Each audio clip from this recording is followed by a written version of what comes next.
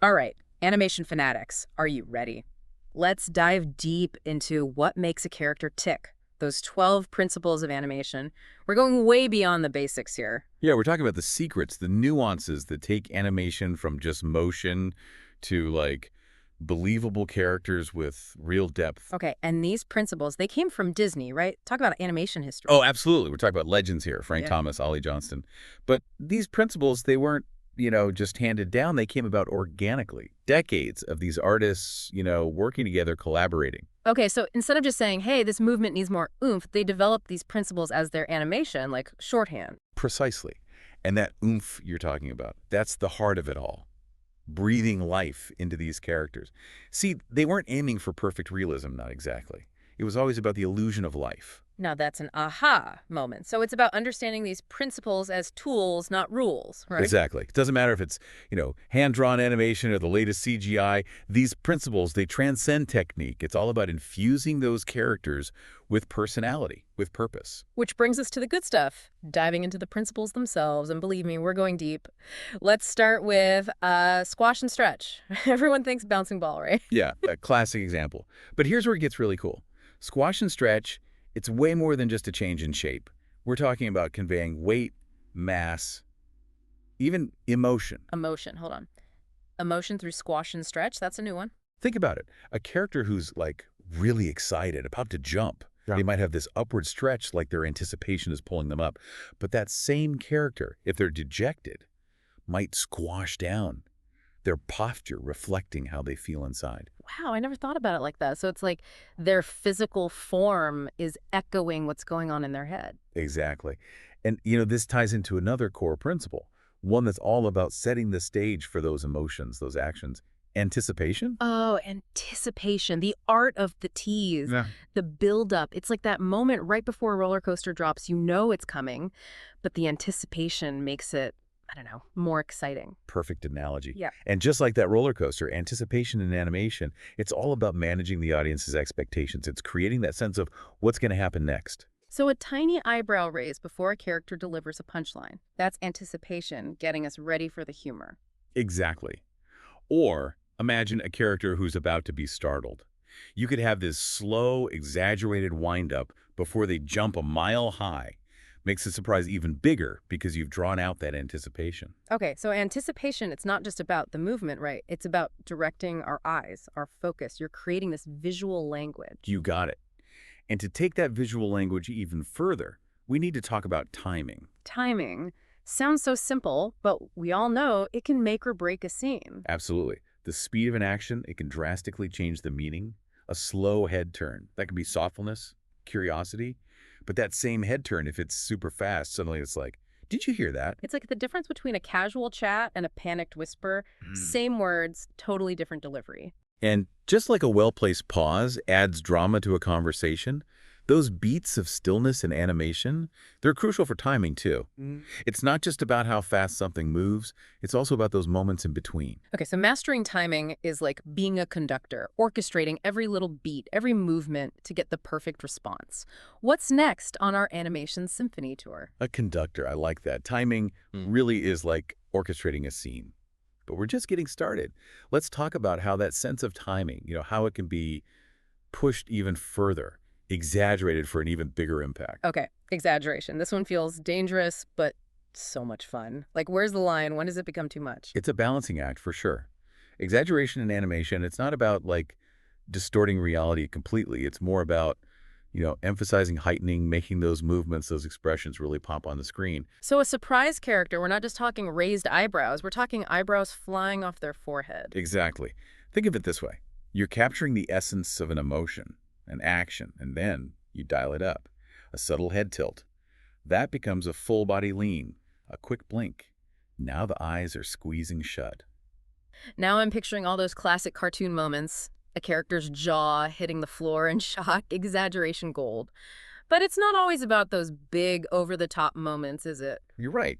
Exaggeration, it has levels. Sometimes it's those huge comedic gestures. Other times it's about these subtle nuances, like maybe a character's eyes widen a little more than usual, just to emphasize how curious they are. This is amazing. So we've talked about how characters move, how they express themselves, but what about the movement itself? How do we make it feel natural, fluid, believable? You're talking about arcs. In the real world, things don't usually move in straight lines. Our bodies have joints, our movements have this natural flow. Arcs, they bring that same organic feel to animation. So less robot, more like a dancer's movements. Precisely. A character reaching for something, a dog wagging its tail. Yeah. It's always going to be more visually appealing, more believable if it follows a gentle arc. It's like you're adding a touch of elegance to these everyday actions. Okay, arcs give us flow, but what about when we have multiple movements happening at once? How do we handle that? That's where overlapping action comes in. This principle, it's all about those subtle timing differences that happen naturally when different parts of a body move. Okay, I need a visual here. Give me an example. Okay, so picture a character walking. Their arms aren't going to swing exactly with their legs, are they? There's going to be a little overlap, maybe a slight delay as the upper body catches up. Or think about a character with long hair. As they turn their head, the hair's not going to move at the exact same time. It'll trail behind a bit, adding that touch of realism. It's those little imperfections, right, that actually make it more perfect because that's how things work in real life. This principle, it's got to be key for that sense of weight, of momentum too, right? 100%. Overlapping action helps sell the illusion that a character actually has mass, inertia.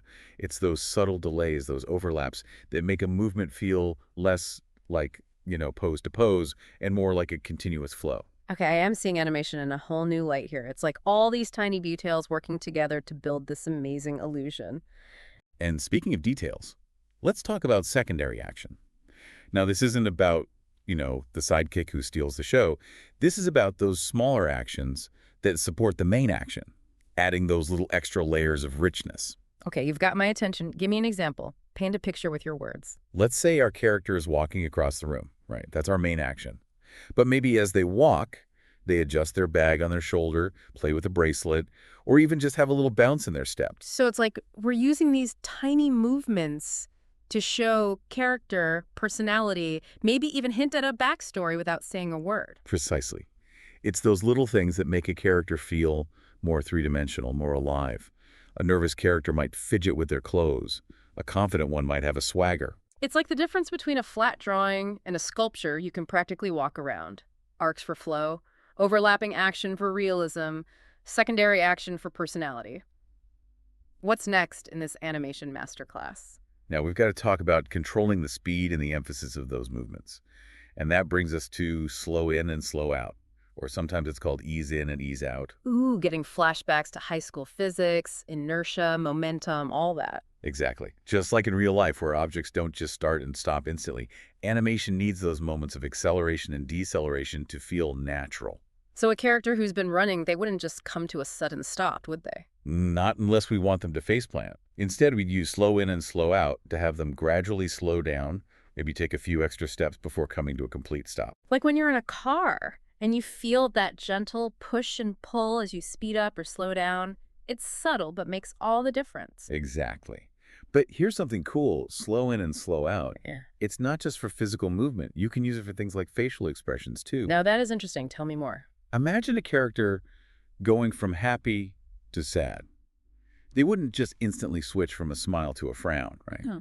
With slow in and slow out, you could have their expression gradually change. Maybe the smile slowly fades, their eyebrows furrow, their eyes lose their sparkle. It's like you're choreographing micro expressions, adding a whole new level of emotional depth. Exactly. Right. And that leads us to a principle that's often misunderstood but so important for believable characters, and that's solid drawing. Solid drawing. But we're talking about animation, right? Not like still life drawings. You'd be surprised.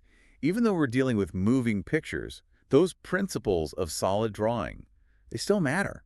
It's about understanding form, volume, weight, making those characters feel like they exist in three-dimensional space. So it's more than just making them look good. It's about knowing their anatomy, how they balance, how their weight shifts when they move. You got it. Think of it like building a house.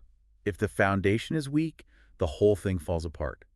Solid drawing, it's the foundation for believable animation. That's a great way to put it. So even if you're animating a dragon with 3 heads and 10 tails, you still have to ground it in those basic principles of anatomy of form. Absolutely. Otherwise, it's going to feel like a flimsy puppet instead of a living, breathing creature. This is blowing my mind. It's like I'm seeing the skeleton beneath the surface of every animation now. I'm understanding how those core principles are driving every movement, every gesture. What else is there to explore in the inner workings of animation? We're in the home stretch now, ready to uncover that last principle. Bring it on! I am ready for the crown jewel. It's all about captivating your audience, grabbing them with a look, a gesture, a presence. We're diving into appeal. Appeal, we've been hinting at it this whole time, talking about those characters that just jump off the screen and grab you. This feels big, like the culmination of everything we've talked about. You've got it, appeal. It's that it factor, that magnetism that makes a character unforgettable. And it's not about some, strict definition of beauty. It's about giving them an inner life that shines through. Okay, so how do you do that? How do you give a character that it factor? Empathy, that's where it starts. We have to really get our characters, their motivations, their fears, what they dream about. We need to get inside their heads. And once we have that, then we can start to express it through their design, their movements, their expressions. It's like we become actors ourselves, bringing these characters to life from the inside out. But it's not just about, like, copying human behavior, is it? It's about finding the heart of a character and then turning up the volume.